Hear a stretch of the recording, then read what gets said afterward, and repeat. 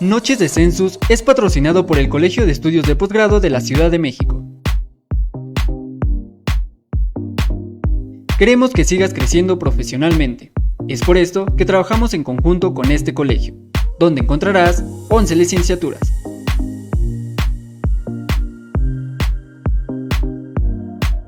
15 maestrías,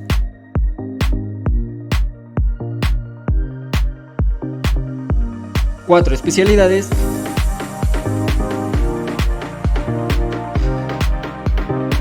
y 3 doctorados.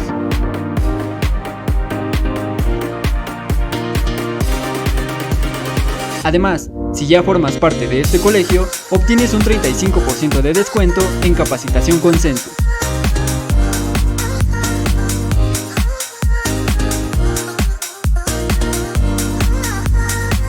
Para más información, comunícate al 55 65 85 5800 o al correo informes@colposgrado.edu.mx.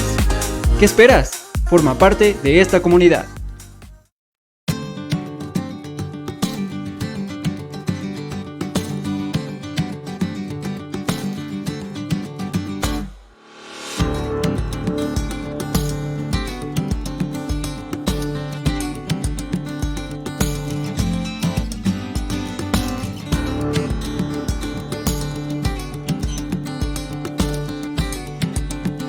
Hoy en Noches de Census, artículo 5A del Código Fiscal de la Federación, presenta Contador Público Antonio Aranda y como invitado especial, licenciado Gustavo Sánchez Soto.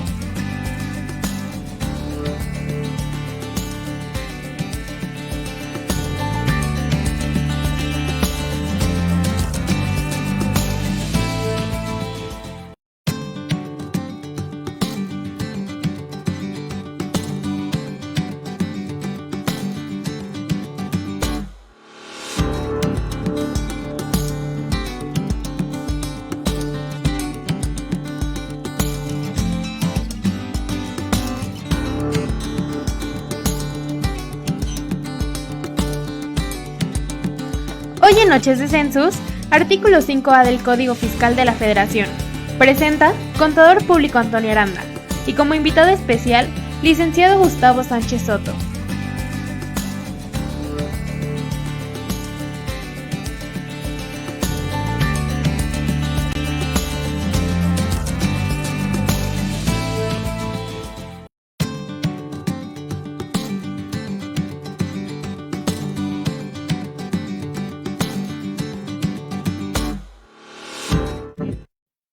Hola, ¿qué tal, amigos de nuestras redes sociales? Sean bienvenidos a una noche más de Census, siendo el día de hoy, 1 de septiembre del 2021. Muchas gracias por estar con nosotros y ojalá y nos puedan replicar para llegar a más redes sociales de sus amigos. Pues bien, sean bienvenidos esta noche. Vamos a tocar el tema del artículo 5A del Código Fiscal de la Federación, de la mano del maestro Gustavo Sánchez Soto. Pero antes de dar la entrada, vamos a las notas del día. Regresamos.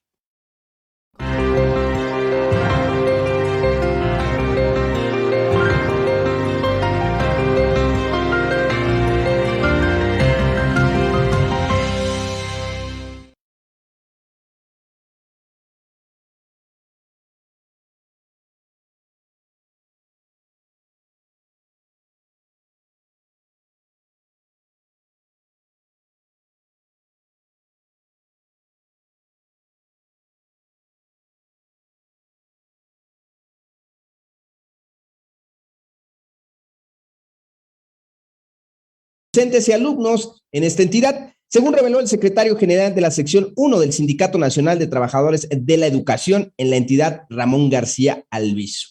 Bien, el líder magisterial señaló que al menos 5 profesores presentaron síntomas del virus, por lo que fueron enviados a sus domicilios para estar en cuarentena, además de que se tiene conocimiento de que otros 3 alumnos están en la misma condición. El regreso a clases, bien, pues vamos a ver cómo se muestra toda esta semana y quincena para ver estos brotes de COVID. Entre otras noticias, combatirá el SAT la evasión fiscal con el régimen de confianza. O por lo menos esto es una nota que da uno de los periódicos en el cual desde la semana pasada Raquel Buenrostro, la jefa del SAT, pues hizo mención o adelantó un esquema fiscal que mucho se ha hablado en las redes sociales sobre el régimen de confianza. Cabe hacer mención y cabe señalar que no hay nada oficial hasta este momento y todavía no hay nada oficial. Sí, en algún momento se verá en el paquete económico, en la propuesta de paquete económico, recordarles que existe una discusión o va a discutirse este tipo de reformas. Entonces, por el momento no hay nada claro. Sin embargo, vuelven a retomar esta parte de que combatirá el SAT, la evasión, con el régimen de confianza. PGR entra a defensa de Ricardo Anaya, carpeta de investigación en su contra. La Fiscalía General de la República, antes PGR, hoy FGR, entregó a la defensa del panista Ricardo Anaya una copia de la carpeta de investigación que judicializó en su contra por un presunto soborno de 6.800.000 pesos para aprobar la reforma energética en el sexenio pasado. La información fue entregada al abogado Eduardo Aguilar Sierra y consta de medios electrónicos como memorias y discos compactos. El litigante dijo desconocer el contenido de la información, por lo que comenzará a analizar el caso e investigarlo para preparar la defensa del ex candidato presidencial, quien fue citado a comparecer el 4 de octubre en el Centro de Justicia Penal Federal en el Reclusorio Norte en la Ciudad de México. Bien, pues hasta aquí las notas del día y regresamos con el tema de el artículo 5A del Código Fiscal de la Federación. Para esto hemos invitado al licenciado Gustavo Sánchez Soto. Regresamos.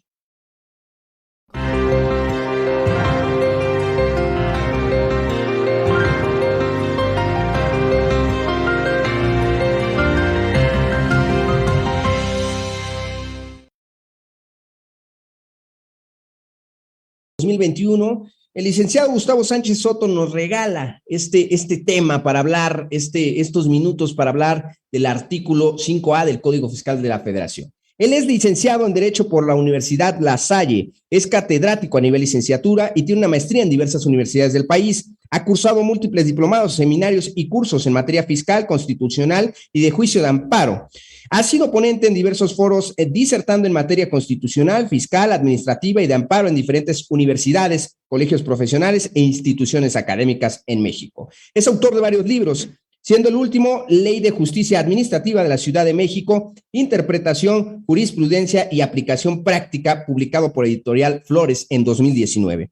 Ha sido colaborador de varias publicaciones especializadas en materia jurídica y fiscal, entre las que destacan Prontuario de Actualización Fiscal, Defensa Fiscal, El Mundo del Abogado, Revista de la Academia Mexicana de Derecho Fiscal, Lex, Difusión y Análisis, por supuesto, Consultorio Fiscal de la UNAM. Desde 2005 a la fecha es considerado interrumpidamente como uno de los mejores fiscalistas de México por la revista Defensa Fiscal. Ha sido consultor de un sinnúmero de personas físicas y jurídicas en materia constitucional, fiscal, de amparo, preponderantemente, y proponiendo algunas interpretaciones novedosas y legales para soluciones de conflictos jurídicos. Actualmente es socio director de la firma Sánchez Soto y Asociados Consultores Jurídicos, al cual le doy la bienvenida. Muchas gracias, licenciado Gustavo Sánchez Soto. ¿Qué tal? ¿Cómo está esta noche? Muy bien, muchas gracias. Y pues yo, por mi parte, les agradezco muchísimo la invitación, Census Capacitación, querido colega Antonio Aranda. Es un placer estar con ustedes y platicar de un tema que a mí me parece muy importante porque pues conlleva facultades para las autoridades que realmente son inéditas. Como atinadamente lo señalabas, esto inició vigencia en el año de 2019 y es a partir de este año cuando realmente ya se lleva a cabo la aplicación de este artículo 5A del Código Fiscal de la Federación. Este artículo es conocido de manera general como una cláusula o que contiene o regula una llamada cláusula antiabuso o cláusula antielusión. ¿Cláusula antiabuso de qué? Pues antiabuso del derecho. Lo que se busca es regular las operaciones en cuanto a su fondo, no en cuanto a su forma, de tal suerte que se rescate realmente la esencia real de estas operaciones y que en su momento, si no representan al momento de que se analizan la realidad, sea posible que se recaractericen, se reclasifiquen o se recalifiquen, como dicen en el derecho español, para efectos fiscales. Esto es bien importante señalarlo, la recalificación es para efectos fiscales. Pero lo interesante aquí es que esta facultad de reclasificación que tienen las autoridades fiscales, junto con otras facultades que recientemente se les han otorgado, como por ejemplo la determinación presuntiva de inexistencia, la cancelación de sellos digitales, el mismo aseguramiento de cuentas o de activos bancarios, pues configuran todo un panorama, todo un espectro de potestades autoritarias que si no se llevan a cabo, si no se ejercitan con mesura, realmente es pues catastrófico el efecto que podrían tener para el contribuyente. Es por eso que me tomé la libertad de sugerir el análisis de este artículo y sobre todo de esta facultad autoritaria, porque su aplicación aún no se ha llevado al campo fáctico de una manera completa. Son pocos los casos donde dentro del ejercicio de las facultades de comprobación, las autoridades fiscales han pretendido recaracterizar para efectos fiscales las actuaciones que son objeto de la revisión. Pero cada vez se va a llevar a cabo esto con mayor frecuencia, con mayor puntualización, y esto evidentemente va a traer una consecuencia grave para el contribuyente si no se encuentra preparado respecto de cuáles son los límites y cuál es el contenido de estas facultades que se desprenden del artículo 5A del Código Fiscal de la Federación. La primera pregunta que viene en la mente, maestro, y seguramente a todos los que nos están escuchando, es ¿qué se considera razón de negocios? Porque este artículo 5A nos habla de la palabra razón de negocios. Pero, ¿qué es la razón de negocios por principio? Por segundo, ¿dónde podemos encontrar la definición jurídica de esta palabra razón de negocios? ¿Qué la compone? ¿Qué es lo que quiere, en este caso, o lo que intenta el legislador, a través también el Estado? ¿Qué es lo que percibe? ¿Qué es lo que desean de esta palabra, de esta interpretación de razón de negocios? Bueno, el artículo 5A establece como un requisito de procedencia para que se recaracterice una operación para efectos fiscales, el que ésta carezca de razón de negocios. La razón de negocios es un concepto que se encuentra indefinido. Jurídicamente no tiene una connotación, no tiene una definición legal. De hecho, es coincidente todo el análisis que se ha realizado en torno a este concepto, en establecer que es un concepto realmente de naturaleza financiera.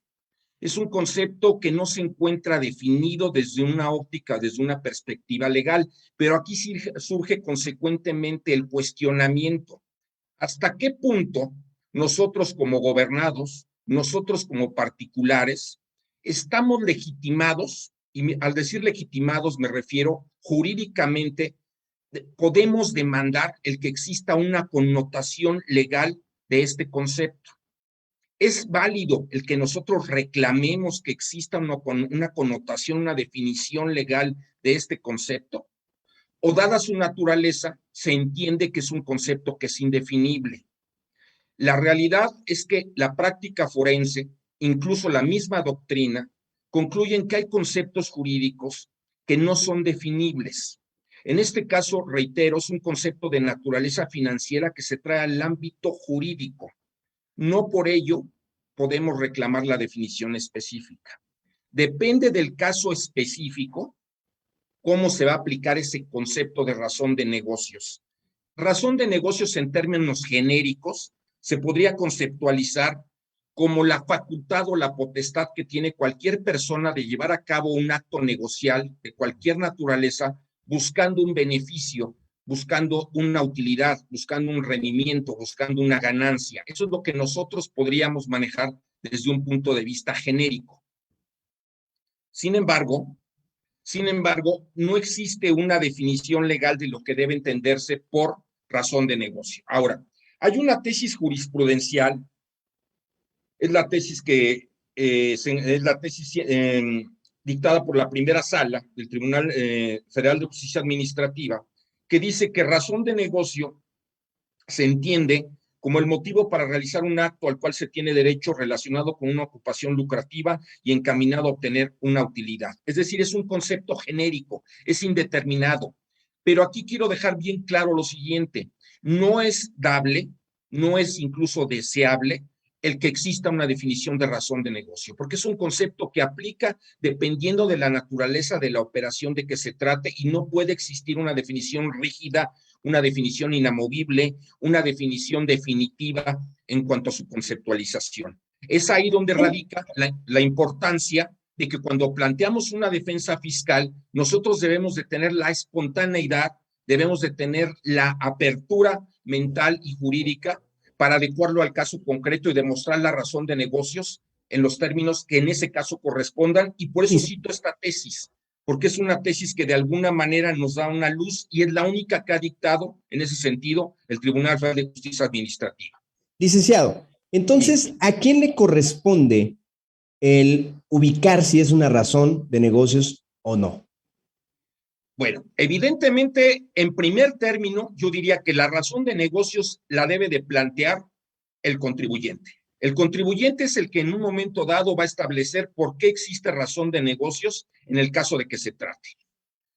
En segundo término, ese concepto se le debe de proporcionar a su representante jurídico, al contador, al abogado, al postulante que lo defienda, para que con base en el conocimiento específico que tiene el contribuyente, el profesional lo traslade a ese léxico, a ese lenguaje jurídico que se va a plantear en un medio de defensa. Porque a fin de cuentas, contestando la pregunta, ¿quién tiene la última palabra respecto de si hay razón de negocios o no la hay? No la tiene la autoridad, la tiene el órgano jurisdiccional que va a conocer de la controversia que se va a suscitar respecto del asunto de que se trate cuando se enfrentan o se contraponen la posición autoritaria que dice que no hay razón de negocios y la posición del contribuyente que dice que sí la hay. Es, a fin de cuentas, el órgano jurisdiccional que va a tener la última palabra. Ahora, es bien importante señalar una cosa. El segundo párrafo de este artículo 5A establece que se existe la presunción de recaracterización como consecuencia de omisión de razón de negocios de un acto jurídico cuando, desde luego, se actualizan las hipótesis que establece el propio artículo. Pero aquí lo que quiero subrayar es que estamos en presencia de una presunción. Es una presunción lo que la autoridad efectúa en el marco siempre de un procedimiento de comprobación. Es decir, no es una determinación, es una presunción. Y para adentrarnos en el tema, he de decirles que la presunción en un sentido genérico no es otra cosa que el deducir de un hecho conocido otro desconocido. Es decir, yo voy a prospectar, yo voy a considerar que en lógica pura, de un hecho cierto, de un hecho que conozco, deduzco otro hecho consecuente o que deriva de él y que es desconocido. Por lo tanto, aquí la presunción de la autoridad debe de estar correctamente fundada. Debe de ser una presunción cuando dice que hay omisión de razón de negocios que sea lo suficientemente sólida para que haya lugar a que la consecuencia que ella busca, que es la omisión de razón de negocios y en consecuencia la posibilidad de reclasificar ese acto jurídico para efectos fiscales, en realidad proceda y que no sea una posición unilateral, una posición dogmática, una posición carente de fundamento y que de una manera caprichosa derive en una posibilidad de recaracterización por supuesta omisión de razón de negocios. Evidentemente, el concepto de razón de negocios es medular entenderlo, pero eso depende de la naturaleza de cada operación. Entiéndase, de la naturaleza de cada actividad que realice el contribuyente de que se trate. No hay una receta, no hay un listado, no hay un formulario que me diga, para que se cumpla la razón de negocios, tú debes de observar estos 10 numerales. No existe. En estricto senso, en estricto sentido, entonces, ¿es el empresario, es el contador, es el administrador quien posee esa información, correcto? Definitivamente aquí la intervención del contador y del abogado se hace ineludible. No se puede resolver y no se puede construir una defensa fiscal adecuada estrictamente desde una óptica jurídica. Y no se puede construir tampoco solo desde una óptica financiera o contable. Aquí definitivamente tiene que haber una comunidad, una interrelación de disciplinas para que se puedan hacer planteamientos sólidos. Hay por ahí una sentencia que todos ustedes conocen y voy a omitir el nombre del magistrado que la dictó, pero es una sentencia que pues llamó mucho la atención porque fue la primera que se atrevió a hacer un listado de conceptos respecto de los cuales se podía acreditar materialidad. Hizo un listado de 10, 15 conceptos. Esa sentencia sobresalió mucho porque se decía que era todo un ejemplo y un formato de cómo podría acreditarse materialidad para efectos fiscales. Bueno, desde luego no cuestiono la importancia de esa sentencia, pero lo que sí cuestiono son sus efectos o sus consecuencias. En este caso, el magistrado que la dictó no hizo otra cosa que vaciar un listado de alternativas, que ni son todas, ni son las únicas. En tratándose de razón de negocios sucede algo similar. No porque una sentencia en un sentido determinado reconozca razón de negocios al caso específico, significa que esa va a ser la receta o el camino que yo debo de seguir.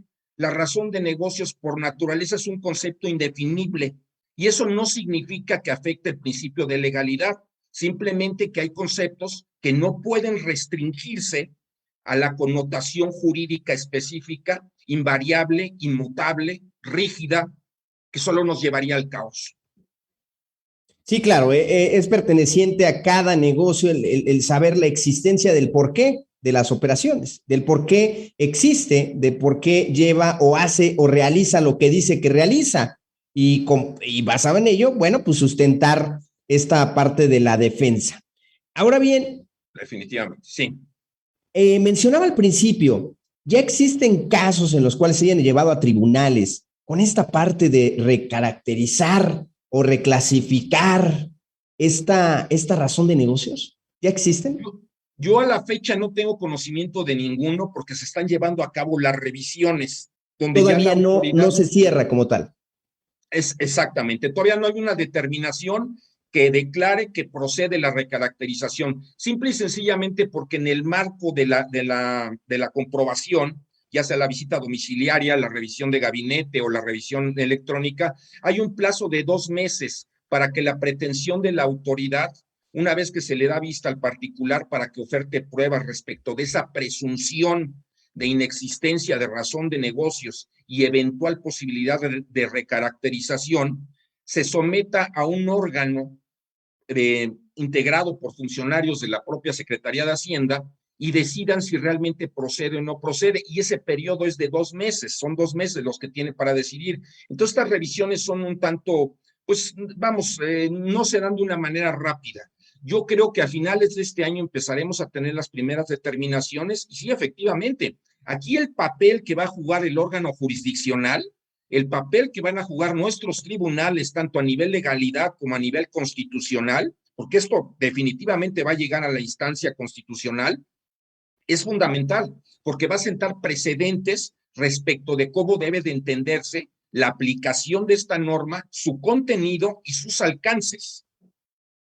¿Quién decide quién es el órgano colegiado que va a integrar o estos funcionarios, ¿no?, que van a integrar este órgano colegiado para llegar y hacer esa revisión? ¿Cómo la autoridad está llenando esta parte subjetiva? Bueno, lo que sucede es que para empezar es un órgano colegiado que no se garantiza ni su preparación técnica de entrada. Para allá iba. Es decir, licenciado, debería de haber una preparación muy técnica de las personas, y acaba de decir algo desde el principio. Cada negocio va a ser diferente, no podemos utilizar una fórmula, ¿no?, para realizar una estrategia, ni menos para saber la razón de negocios de ese contribuyente. Cada contribuyente va a ser diferente. Por consecuencia, las personas que integren este colegiado tendrán que ser expertos en muchas áreas. Y por otra parte, tendrán que tener un amplio criterio para poder resolver, ¿no? Definitivamente. Aquí en realidad sí nos encontramos ante una situación que realmente es alarmante. No lleguemos incluso hasta el órgano colegiado revisor. o que autoriza, por llamarlo de alguna manera. Desde el momento en que el visitador, que el auditor, tiene facultades para valorar los hechos u omisiones de los cuales conoce a través de la revisión que esté efectuando, a través del procedimiento de comprobación que efectúa, ya desde ese momento, y yo creo que todos lo hemos advertido, porque es una cuestión que se ha traducido en Vox Populi, tiene facultades para revisar, o sea, contrariamente a lo que la tesis jurisprudencial y la ley establecía anteriormente, se reformó la ley ordinaria para darle facultades al auditor, al visitador, para valorar hechos u omisiones, cuando anteriormente su papel era únicamente el de consignar hechos u omisiones, consignarlos, así como los apreciaba, los consignaba por escrito. Ahora no, ahora tiene facultad para valorarlos, para en un momento dado deducir su valor probatorio y darles efecto a esos hechos u omisiones,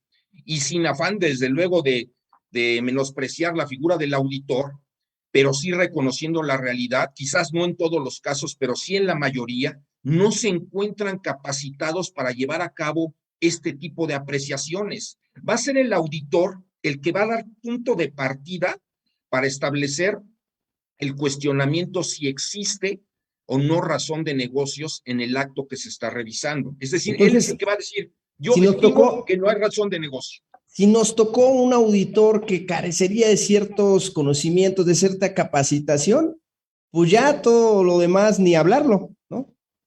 Pues ahí lo que va a pasar es que nos va a crear un problema innecesario, nos va a llevar a una determinación que es muy probable que concluya que sí efectivamente procede la reclasificación del acto para efectos fiscales, pero afortunadamente siempre vamos a tener la posibilidad de interponer el medio de defensa que procede, inicialmente el juicio contencioso administrativo, y será el Tribunal Federal de Justicia Administrativa quien decida si realmente existe soporte técnico, existe soporte jurídico, existe soporte financiero, existe soporte contable para concluir que procede la recaracterización. Y en caso de que el tribunal sea omiso, porque definitivamente hay casos donde el tribunal nos queda de ver, siempre vamos a poder acceder a la justicia constitucional, la justicia que a mí me parece más sublime y que en la mayoría de los casos es más efectiva y más precisa y que nos dará la razón. O sea que tampoco estamos en una situación de absoluta incertidumbre e inseguridad, pero sí vamos a tener que someternos a procedimientos que podríamos haber evitado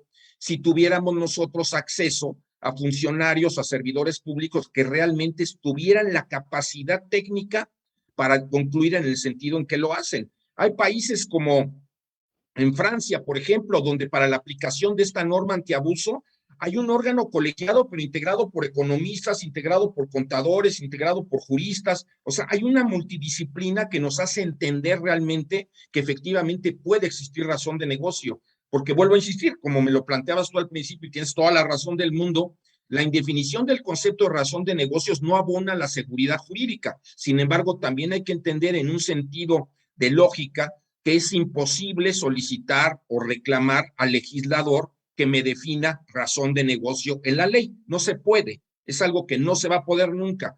Es efectivamente la habilidad, la preparación del postulante, del contador, del abogado, el que va a poder sacar en paz y a salvo al contribuyente que se vea inmerso en un procedimiento de esta naturaleza donde se le pretenda recaracterizar. ¿Cuál es el papel del contador en esto que estamos hablando? ¿Cuál es la importancia? ¿Cuál es el papel a las personas que nos están escuchando en este momento? ¿Qué deben de estar atentos en el caso de los contribuyentes que están a su cargo, que les están dando algún tipo de servicio, ya sea independiente o subordinado en su caso, ¿no? ¿Qué tienen que cuidar? ¿Qué tienen que estar atentos para que el abogado pues también pueda realizar esa parte de defensa? El papel del contador es fundamental porque su intervención no nada más es para efecto reparativo. Su intervención no nada más se requiere para efecto de cuando yo voy a controvertir la determinación de la autoridad. La intervención del contador es medular porque él es el que va a construir la historia de ese acto jurídico. Él es el que va a establecer a través de asientos contables, a través de una contabilidad, a través de aplicación de normas de información financiera, etcétera, va a construir toda la historia de cómo se llevó a cabo. Y perdónenme el ejemplo o la Pues sí, el ejemplo, la comparación al decir historia, es el que va a establecer todo el antecedente de ese acto jurídico desde un punto de vista financiero y desde un punto de vista contable. Desde luego, hay algunos actos jurídicos que no dejan, no pueden dejar por su propia naturaleza ninguna constancia física. Por ejemplo, una consulta jurídica, una consulta contable. Se emite el CFDI, se acabó, no hay más presencia física, pero hay otro tipo de actos que sí lo requieren. Aquí lo que hay que tener bien claro es lo siguiente. La facultad impositiva y recaudatoria de la autoridad fiscal no es absoluta. Siempre debemos de partir de ese principio y a veces se nos olvida. La facultad impositiva de la autoridad tributaria no es absoluta. Encuentra su límite primeramente en la ley y finalmente en nuestra Carta Magna. Por lo tanto, yo no estoy obligado a obsequiarle, a presentarle, a recabarle o a exhibirle aspectos que no estén señalados en la ley. Ustedes saben que actualmente la autoridad, y ese es el grave problema de enfrentarnos a conceptos indefinidos como razón de negocios. ¿Por qué? El grave problema es que la autoridad reclama o pide una serie de conceptos que están totalmente fuera de lugar, que no tienen ninguna razón de ser, incluso son sin razón, pero que ella los reclama. Ahí nosotros debemos de tener muy claro hasta qué punto yo estoy obligado a presentarle, por ejemplo, en el caso de la consulta que les menciono, que le voy a presentar una grabación de la consulta cuando ya la di verbalmente para que ella crea que lo di. Pues desde luego que no. No hay ninguna ley que me obligue más que a emitir un certificado y si acaso a celebrar un contrato, si acaso. Lo mismo una consulta contable. Entonces hay que tener bien claro que la facultad de la autoridad fiscal no es absoluta y que tiene un límite que la ley establece. Si me pide algo que está más allá de lo que la ley señala, está fuera del lugar. Lo que yo tengo que hacer es construir de la manera más adecuada desde el punto de vista contable, con soportes documentales, con contratos, ahora ya con fecha cierta, con todo aquel elemento probatorio que me pueda servir, si no por ser una prueba contundente, sí crear un indicio de existencia. Y también tener bien claro, hay un límite. No porque la ley me lo pida, yo lo voy a tener que cumplir. No porque la autoridad me lo pida, lo voy a tener que cumplir. Todo debe de estar analizado a través del cristal de la razón y de la lógica. Las exageraciones se quedan a un lado. Ya lo someteremos a consideración del tribunal y una demanda bien fundada, bien planteada, seguramente va a ser exitosa. Ok, bien. En esta parte del artículo 5A nos habla de o lo dice, beneficios fiscales, cualquier reducción, eliminación o deferimiento temporal de una contribución. Es decir, si nosotros ocupamos algún tipo de recurso que nos ayude a eficientar la parte fiscal, ¿entraríamos en esta parte de carencia de razón de negocios? Bueno, lo que pasa es que este precepto normativo lo que está buscando es sancionar a la elusión y a la evasión fiscal. Como ustedes saben, la elusión no conlleva ilegalidad. La evasión fiscal, desde luego que sí, y esa la dejamos a un lado. Ahora, dentro del campo de la elusión, hay muchos conceptos que, pues, se reúnen y que en un momento dado legitiman al particular para que actúe siempre y cuando actúe conforme a la ley lo establece, es prudente y debe de ser autorizado por parte de la autoridad. Voy a poner un ejemplo. Nosotros sabemos que existe un concepto que es netamente tributario, que es la economía de opción. La economía de opción se puede definir así de una manera muy general como aquellas conductas que realiza el contribuyente en las cuales existe identificación entre lo formalizado y la realidad. Es decir, no hay lugar para la simulación, no se contraviene la norma, pero sí se procura un ahorro fiscal. Es decir, en primer lugar, no está proscrito en ninguna parte de nuestra legislación tributaria el que yo como contribuyente busque un beneficio o un ahorro fiscal. Eso no está prohibido. De hecho, una expresión de la libertad, de la voluntad de la persona humana es eso, el que yo pueda buscar un ahorro fiscal, el que yo pueda buscar un beneficio fiscal, eso no está proscrito. El problema es que a los ojos de la autoridad es cuestionable. Pero si yo logro ese beneficio fiscal, ese ahorro fiscal, a través de la construcción de un esquema que no simula, es decir, no aparenta una cosa cuando en realidad es otra, no tiene una forma cuando el fondo es distinto, no contraviene ninguna disposición jurídica, es un hecho real y me procura un ahorro fiscal, en ese momento yo estoy en el ejercicio pleno de mi libertad y consecuentemente de ejercer la economía de opción. Claro, voy a tener que defenderla en el tribunal, eso desde luego que sí. Sin embargo, no quisieron cerrar esta brecha con que, bueno, si utilizas algún esquema, entonces infórmame el mismo. La autoridad cae en excesos, ¿no? Ya ven que ahora hablamos mucho de esquemas agresivos de planeación fiscal. Bueno, yo lo primero que me pregunto es, entonces, ¿existen dos tipos de esquemas? ¿Los agresivos y los no agresivos? No, hay solo un esquema. Planeación fiscal legal o planeación fiscal ilegal, punto. ¿Contravengo la norma jurídica o no la contravengo? Si no la contravengo, desde luego que la autoridad va a tratar de controvertir y va a tratar de establecerme una determinación de un crédito fiscal o una carga impositiva. Pero yo se lo voy a llevar al tribunal y el tribunal de manera objetiva va a resolver a mi favor.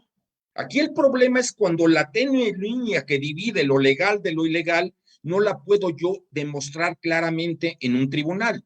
Pero aquí ya entraríamos a la cuestión de la prueba, porque tampoco toda la carga de la prueba la tengo yo.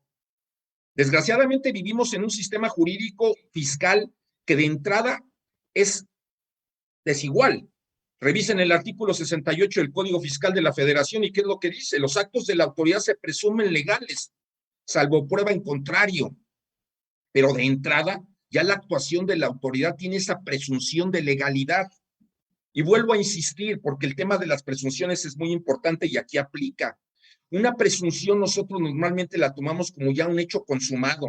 Se presume el ingreso por el depósito que hice.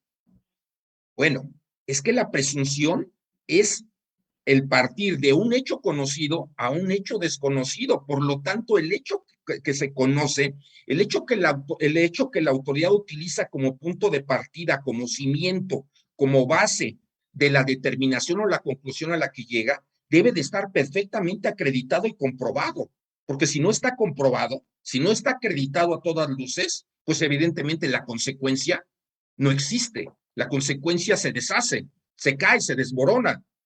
Por eso debemos de tener muy claro que hay un presupuesto que nos lleva a una consecuencia, y muchas veces ese presupuesto es incluso inexistente. Uno de los problemas que tiene este artículo 5A del Código Fiscal de la Federación es que viola el principio de legalidad. ¿Por qué viola el principio de legalidad? Porque está partiendo de la presunción de omisión de razón de negocio. Presume que hay omisión de razón de negocio y concluye la recaracterización. Pero recuerden ustedes que el principio de legalidad, artículo 31, fracción cuarta de nuestra Carta Magna, establece que los elementos esenciales de un impuesto deben de estar regulados en ley. Consecuentemente, no existe ninguna disposición que autorice que sobre un hecho presuntivo, que puede ser real o puede ser irreal, se genere la consecuencia de una obligación tributaria. Hay una obligación indiscutible, innegable, perdón, una violación indiscutible al principio de legalidad. También hay violación al principio de proporcionalidad tributaria y al principio de equidad tributaria también, pero como bien lo señalas, es hasta que vengan las determinaciones cuando se va a empezar a computar el plazo de 15 días para que yo pueda interponer el juicio de amparo indirecto y pueda someter a consideración del juzgador federal si es constitucional o inconstitucional esta disposición, por ejemplo, por violación al principio de legalidad, por violación al principio de proporcionalidad y algunos otros principios fundamentales de naturaleza tributaria, independientemente de que voy a poder yo atacar la determinación por los vicios que tenga per se. Sí, sí, si no fuéramos un lenguaje coloquial, entonces la autoridad te dice que ya eres culpable hasta que le demuestres todo lo contrario, ¿no? Así es, pero yo creo que tiene muchos problemas yo creo que aquí no estamos tan desprotegidos, porque ella tiene que demostrarme, soportarme la presunción, o sea, tiene que demostrármelo. Hay algunos artículos, por ejemplo, el 177 de la ley de renta, el que quiera leerlo, donde incluso el legislador ha tratado tanto de proteger a la autoridad, de permearla de seguridad jurídica, que establece el artículo 177. Para que se acredite la simulación, la autoridad debe de acreditar la intención del particular para simular. O sea, le otorga la carga probatoria de demostrar la intención, elemento subjetivo, elemento dificilísimo de comprobar. Es más, diría yo, imposible. Pero Porque en ¿cómo este saben caso, que yo tenía intención? pues claro, no, eso es una cuestión totalmente volitiva. Yo creo que ni un psicólogo, un psiquiatra podía desmenuzar si yo tengo una intención en un sentido u otro, ¿no? Aquí pasa algo similar. O sea, acredítame que no hay razón de negocio. Aquí más adelante en estas tesis, que las muestro únicamente como referencia y como soporte de lo que estoy diciendo, dice claramente, una dice que en facultades de comprobación, y concretamente lo que es la materialidad de las operaciones, la carga de la prueba la tiene el particular. Ok, lo aceptamos. No creo que sea algo imposible. Lo que pasa es que ante la autoridad nunca lo vamos a acreditar. Y créanme que no soy pesimista, soy objetivo. Es muy difícil, debe de haber casos de excepción. La autoridad cada vez, su apetito de recaudación cada vez es más voraz. Y esto ha hecho que se vuelva cada vez más insano y más irracional. Ya no admite conceptos, ya no admite argumentos, ya ni siquiera los valora, simplemente se va a determinar. Pero por otro lado, en tratándose de determinaciones presuntivas, que es el caso que nos ocupa, dice esta tesis, la autoridad debe fundar y motivar debidamente el tipo de determinación empleado, el supuesto de procedencia actualizado y el procedimiento seguido para tal efecto. ¿Qué quiere decir esto?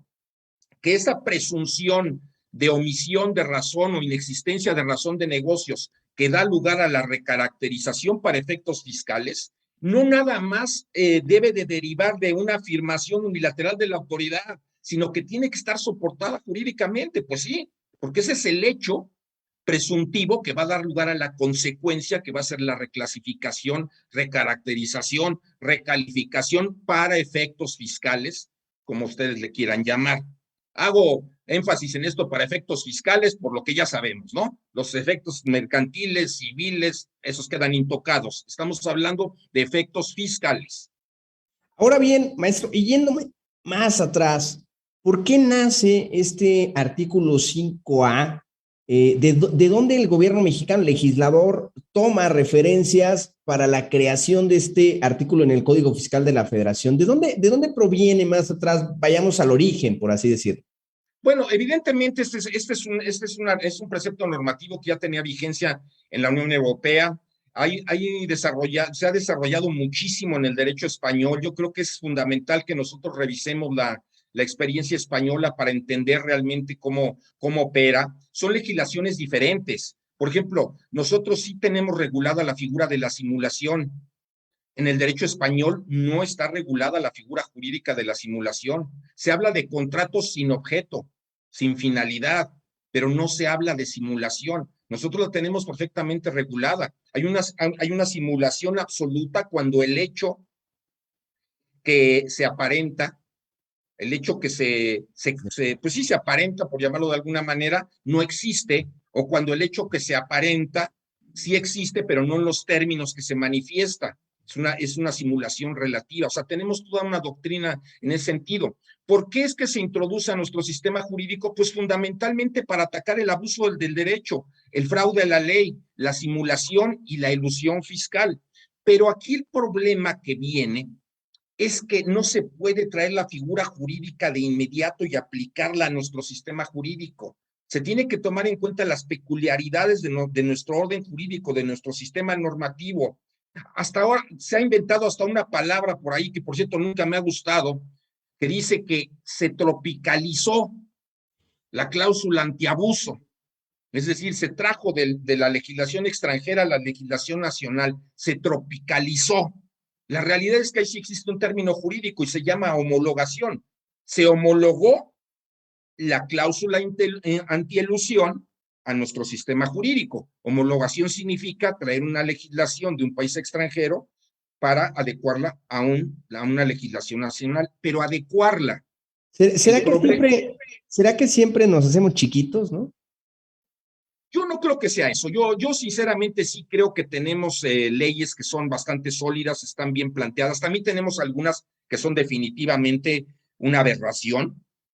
Tenemos disposiciones que son verdaderas bombas de tiempo. Yo no puedo quitarme de la cabeza esta situación de la cancelación de sellos digitales. Es la forma más práctica y más rápida de matar a una empresa o a una persona moral desde el punto de vista fiscal. Es como borrarla del mapa de un día para otro. Claro. Aquí hay algo parecido. Aquí hay algo parecido porque una determinada actuación me la van a recaracterizar simple y sencillamente porque la autoridad considera que yo estoy obteniendo un beneficio fiscal mayor al que debí de haber obtenido, pero desde su óptica recaudatoria. Y ahí es donde entran los conceptos que estamos de alguna manera muy sucinta revisando hoy. ¿Y dónde está la economía de opción? ¿Dónde está la razón de negocios? Por ejemplo, conceptos que desde luego sustentan el que yo busque el formato negocial que se adecue más a mis intereses, aun y cuando me reporte un ahorro, un beneficio fiscal. Vuelvo a insistir, eso no está proscrito. Lo que está prohibido es cuando yo violento la ley para obtener ese beneficio fiscal, pero es un derecho humano, la más pura expresión de la voluntad del que yo pueda optar por la figura negocial que yo quiera. Claro. Bien, por aquí en las redes sociales le damos saludos a Juventino Herrones, que nos ve siempre y cada noche aquí en Noche de Census, a Rosario García también, que está con nosotros, Fernando Ramírez, que se conecta por aquí, nos manda también saludos, Connie Tapia también, que está conectada. Y bueno, les recordamos visitarnos en nuestro blog de Census o en nuestra revista Sentido Empresarial, en la cual escriben varios de nuestros ponentes. Y bien, muchas gracias por estar en esta transmisión y bueno, también replicando la misma por aquí a Rubeselia, a José Jarlín, a Teresa Martínez, a Fernando Ramírez, a José Gutiérrez, a Saúl, entre otros muchos que nos ven esta noche. Les agradecemos el que estén conectados y viendo esto que es el artículo 5A del Código Fiscal de la Federación. Por aquí Jimmy Feria dice saludos a Jaime EF. Pues bien, muchas gracias por estar esta noche conectados y seguimos con este tema que seguramente va a ser lo que decimos al principio, es tan largo que podríamos llevarnos un día completo hablando sobre el mismo. Ojalá y nos pueda regalar un artículo en nuestra revista Sentido Empresarial, la cual no tiene ningún costo, se las damos a las personas, se las obsequiamos, las pueden bajar, es una revista digital, la pueden bajar, ahí pusieron ya los links para que ustedes lo puedan bajar, o desde www.censusonline.mx también pueden bajar la revista Sentido Empresarial y bueno, leer parte de lo que nuestros ponentes nos escriben y ojalá, licenciado, nos pueda regalar por ahí un artículo sobre esto, sobre el 5A, que seguramente apenas va empezando, ¿no? Apenas va empezando esta fiesta. Apenas va empezando, sí, efectivamente, no, con todo gusto adquiero el compromiso de enviarles un texto donde trataré de ser lo más concreto, pero sobre todo aquí lo importante pues es que se entiendan las herramientas de defensa que existen, ¿no? Porque pues vamos, no es que los abogados tenemos la fama de ser, nos dicen picapleitos, ¿no? Que todo lo queremos llevar a juicio. Yo no creo que sea cierto, ¿verdad? Pero lo que sí quiero decirles es que hay que saber defenderse. Y ante este tipo de disposiciones jurídicas, que de hecho están tan mal tropicalizadas, como dicen algunos, que nada más imagínate que, por ejemplo, en el reglamento interior del Servicio de Administración Tributaria, las autoridades que van a llevar a cabo la aplicación de este precepto normativo, entiéndase auditores, entiéndase comité técnico de revisión, ni siquiera están facultados en el reglamento, porque es un reglamento que no se reforma desde, si no me equivoco, agosto de 2005. Entonces, desde el punto de vista orgánico, desde el punto de vista medular de cuáles son las facultades de las autoridades, no existen en el reglamento interior, pero sí existen en el Código Fiscal. Son esas situaciones de legislación que no entiende uno. ¿Cuál sería el problema o cuál es el obstáculo que llevaran a cabo una modificación al reglamento interior del Servicio de Administración Tributaria y se otorgara de manera objetiva la carga potestativa para que pudieran ejercer estas facultades? Evidentemente hay problemas de competencia. Esto yo no lo señalo como el argumento importante o el argumento relevante de defensa. Eso es una cuestión hasta cierto punto de forma, porque la competencia en cualquier momento se reforma el reglamento interior y la adquiere. Los argumentos de fondo son los que les estoy mencionando. O sea, la necesidad de que la presunción se construya de manera adecuada, desde luego con el concepto que empezaste, que tú mencionaste al principio, que es el más importante, diría yo, el defender que hay razón de negocio. Eso es importantísimo, porque en eso radica todo. O sea, si hay razón de negocio o no hay razón de negocio, es como el requisito de procedencia, el requisito inmanente para que se pueda aplicar este artículo. Nunca se va a poder definir, y ya posteriormente entraríamos, por ejemplo, a aspectos como este que menciona la última tesis que tienen ahí, ¿no? En el sentido de que la autoridad fiscalizadora, porque recuerden que todo este procedimiento de reclasificación forzosamente se lleva a cabo en el marco de un procedimiento de comprobación, entiéndase visita domiciliaria, revisión de gabinete o de escritorio y revisión electrónica. La autoridad tiene que fundar y motivar debidamente dicho acto. ¿Sí? No se trata nada más de decir es que carece de razón de negocios, pero ¿por qué? Y tiene que haber el soporte bien sólido, porque es la base de la presunción. O sea, es el hecho conocido para deducir el desconocido que da lugar a que me recaracterice. Entonces, aquí no la tiene fácil la autoridad, ¿eh? No la tiene fácil. Por eso a mí me sorprende tanto que se descansen estas facultades, se les otorguen a personas, sin ofender, nadie nace sabiendo, pero que no tienen la preparación técnica. No es una preparación técnica de alguien que va en séptimo semestre de contabilidad. Y que muchos no están comprometidos ni con ellos ni con la institución a la cual están representando, que en este caso pues, todo el Estado, ¿no? Se requiere experiencia. Yo con toda honestidad les puedo decir, yo en mi experiencia, por ejemplo, yo terminé la carrera de Derecho y lo platicamos hace un momento, con un semestre de Derecho Fiscal. ¿Qué podía yo saber de Derecho Fiscal cuando egresé de la carrera? Absolutamente nada. Nada, es la realidad. Fue a través del ejercicio laboral y que afortunadamente tuve acceso a algunas firmas importantes donde realmente perfeccioné el conocimiento, pero a lo mejor 5 o 10 años después. Entonces, ahora imagínense que se le otorga a una persona que ni siquiera tiene cédula profesional la capacidad de irme a revisar a mi oficina o a mi domicilio fiscal y concluir que desde su perspectiva no hay razón de negocios y por lo tanto sus actos que está revisando pueden ser eventualmente susceptibles de reclasificación y lo somete a consideración de un comité que de entrada está permeado de parcialidad, porque son entes de la propia autoridad revisora las que van a revisar si procede o no procede. Pero eso ya no nos sorprenda. En materia fiscal constantemente estamos hablando de situaciones donde hay parcialidad, el mismo recurso de revocación. El recurso de revocación es una vacilada, una verdadera vacilada. Le dicen hasta recurso de reconfirmación o algo así, porque es una vacilada. El mismo que emite el acto es el que va a decir si es legal o no es legal. Siempre se confirma. Aquí va a ser lo mismo. Dime si hay razón de negocio o no, ¿perdón? Qué miedo, qué miedo. O sea, literal, qué miedo, porque ¿quién va a venir, entrar y ni tan siquiera va a entender qué está revisando, ni tan siquiera vamos a hablar el mismo lenguaje, no va a poder tener un grado de comprensión y basado en ello, para él no hay razón de negocio. Y ahí empezamos. No, y de hecho me preguntabas hace rato, y lo digo como una continuación de la respuesta que hace un momento, ¿cuál es el papel del contador? Es muy importante porque hay toda una conceptualización de cómo se demuestra y cómo se acredita la razón de negocios desde el punto de vista financiero a través de las NIFs. Eso es fundamental porque eso es una pericial técnica que se puede presentar en el tribunal y que desde luego va a tener un valor importantísimo para demostrar la razón de negocio. Nada más que el problema de la pericial técnica es que muchos de mis colegas no la saben ofrecer. Para ofrecer una prueba pericial técnica en un juicio contencioso administrativo, yo lo primero que tengo que hacer es hablar con el perito. Porque muchas veces el abogado se siente omnipotente, dice, no, pues yo ya sé qué es lo que quiero probar, elabora un cuestionario al perito y a la hora de la hora, pues resulta que el perito no contestó lo que quería contestar porque nunca se le preguntó.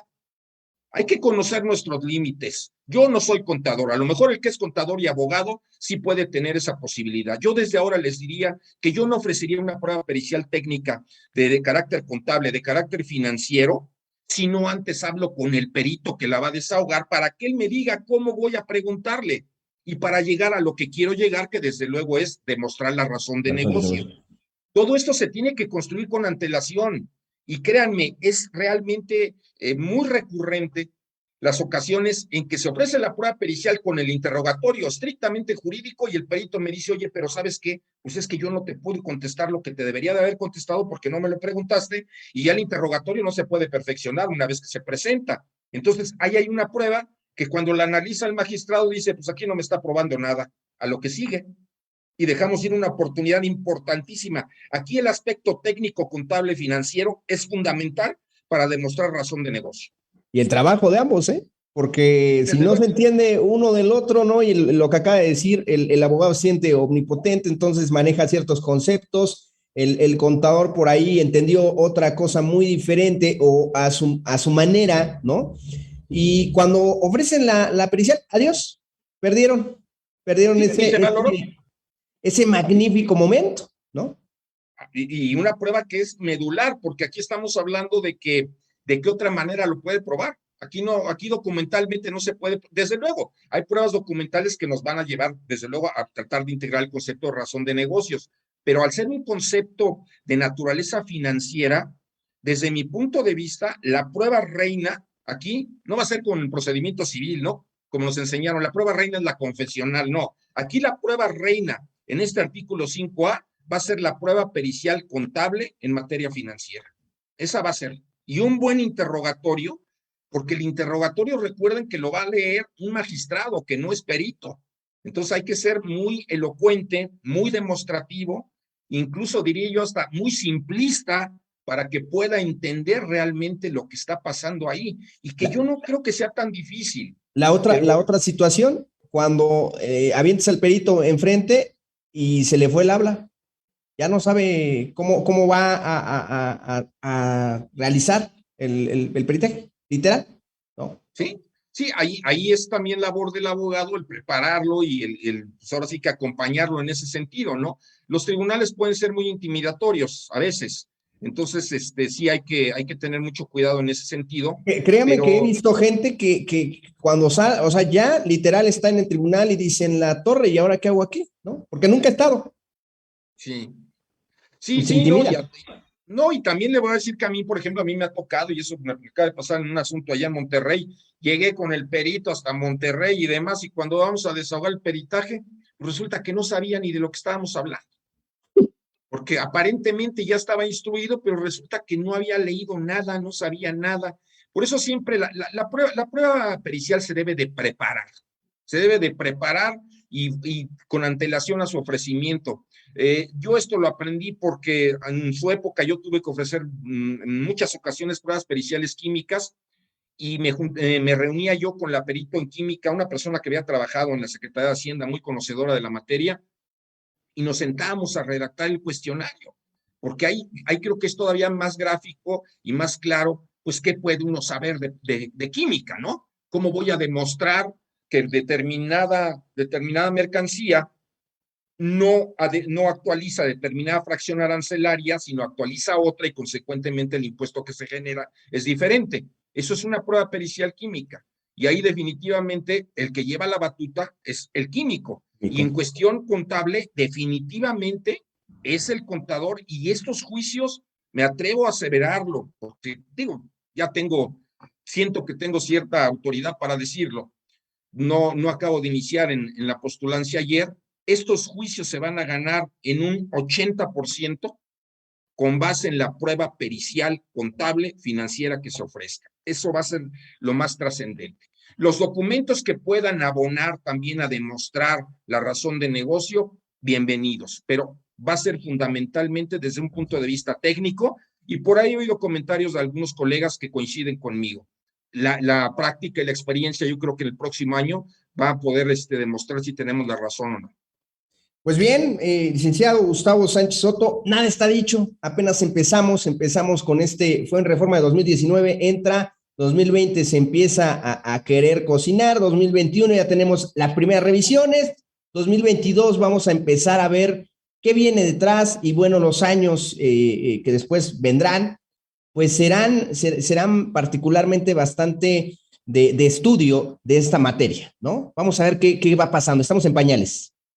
Yo lo que puedo en un momento dado prospectar es que vienen épocas de muchos litigios porque así como nosotros nos encontramos a veces en un estado de incertidumbre respecto de cómo aplicará la autoridad el concepto, cómo fundará la resolución, cómo manejará la determinación, pues también nos ponemos del otro lado del escritorio y nos damos cuenta que la autoridad también debe de tener sus conflictos, tiene cargas probatorias importantes, tiene conceptos que debe de aplicar y que no existe un antecedente de cómo hacerlo. Estamos innovando en este sentido. ¿Por qué? Pues porque es un concepto, es una cláusula, es un precepto normativo que adecuamos, homologamos a nuestra legislación, que desde mi punto de vista, bienvenido, ¿eh? Desde mi punto de vista, bienvenido, si tiende a ser o crear el efecto recaudatorio más preciso y más completo. El único problema que yo veo aquí es que los conceptos indefinidos siempre normalmente traen como consecuencia arbitrariedad en el momento en que la autoridad los instrumenta. Eso es una realidad. Pero por eso vamos a derivar en procedimientos contenciosos y sí, desde mi punto de vista, se avecinan tiempos de muchos litigios que desgraciadamente en esta época de pandemia, pues cada vez se resuelven de manera más lenta. No vemos que esto termine pronto. El tribunal siempre ha estado, pues si no sobrepasado, sí digamos que con una carga de trabajo sustanciosa y ahora más. Y si a esto le agregamos que, pues desgraciadamente los sistemas electrónicos a veces fallan. Yo he tenido muy malas experiencias, por ejemplo, presentar una demanda por medio de la oficialidad de partes virtual y resulta que me arroja un número de expediente que no es el número de expediente. Por un número que se equivoca es un conflicto porque ya no sabe uno dónde quedó el asunto. O de repente presenta usted un alegato o una ampliación de demanda y resulta que pues el sistema no la registra y tiene usted que presentarla posteriormente con el acuse que acredita que sí lo presentó, pero que nunca llegó. Todavía tiene sus fallas el sistema. No quiero decir que en todos los casos suceda, son casos de excepción, pero definitivamente son situaciones que también hay que tomar en cuenta, pero definitivamente en muchos de estos asuntos no va a quedar otra alternativa que llevarlos a juicio, con toda la problemática que involucra, la garantía del interés fiscal, el costo personal para el actor. Normalmente el contribuyente no quiere llevar a juicio. La posición siempre antagónica de la autoridad que eventualmente no quiere reconocer lo que es y forzosamente tiene que reconocer lo que es innegable. Por eso es que también ahí entramos también en una época en que los medios alternativos de solución de controversia, concretamente los acuerdos conclusivos de la PRODECON, pues de alguna manera también tienden a robustecerse en su importancia. Lástima que ya su presupuesto cada vez está más agotado, pero de alguna manera pueden ser un camino que nos evite llegar al litigio. El litigio siempre sería deseable evitarlo, hay veces que es necesario, y yo como corolario les podría decir que sí tenemos, como bien atinadamente lo dices, con base en el estudio. Si antes era necesario estudiar las figuras jurídicas, estudiar los mandatos de las normas legales, ahora se hace todavía más necesario incluso involucrarnos con la doctrina y a veces hasta con la experiencia extranjera para poder formular argumentos sólidos que nos garanticen el que obtengamos una sentencia que concluya con la controversia, pero favorable a nuestros intereses. Claro. Pues bien, aquí las palabras del licenciado Gustavo Sánchez Soto. El tema el día de hoy, 5A del Código Fiscal de la Federación, al cual agradecemos, licenciado, que haya estado con nosotros. Ya llegamos al final de esta emisión de Census de Noche, 1 de septiembre del 2021. Ya estamos cerca de prácticamente, ¿qué? 3 meses, 4 meses, ya cerramos el año, se nos fue 2021, estamos ya muy cerca de diciembre, ¿no? Muchas gracias por haber estado con nosotros, muchas gracias por haber estado en esta transmisión, muchas gracias, licenciado, por habernos dado su tiempo, este tiempo valioso para nosotros y bueno, pues para todos los colegas que nos escucharon esta noche, ya sean estudiantes, ya sean personas que están ejerciendo o ya sean personas que por algún momento, bueno, pues se quedaron en stand-by, pero sé que van a regresar a esta parte de ejercer la contaduría pública o en su caso, bueno, los abogados que estuvieron en esta noche. Muchísimas gracias. Bueno, licenciado, ya quedamos con este escrito de 5A del Código Fiscal de la Federación que nos regale por ahí a la revista Sentido Empresarial. Será un placer. El gusto será mío, les agradezco mucho, un placer haber estado con ustedes. Muchísimas gracias, licenciado. Bueno, nos vamos dentro de ya 15 minutos entramos a Rompiendo Paradigmas. No se lo pierdan con el contador Martín Rojas Tamayo y su servidor. Hasta luego.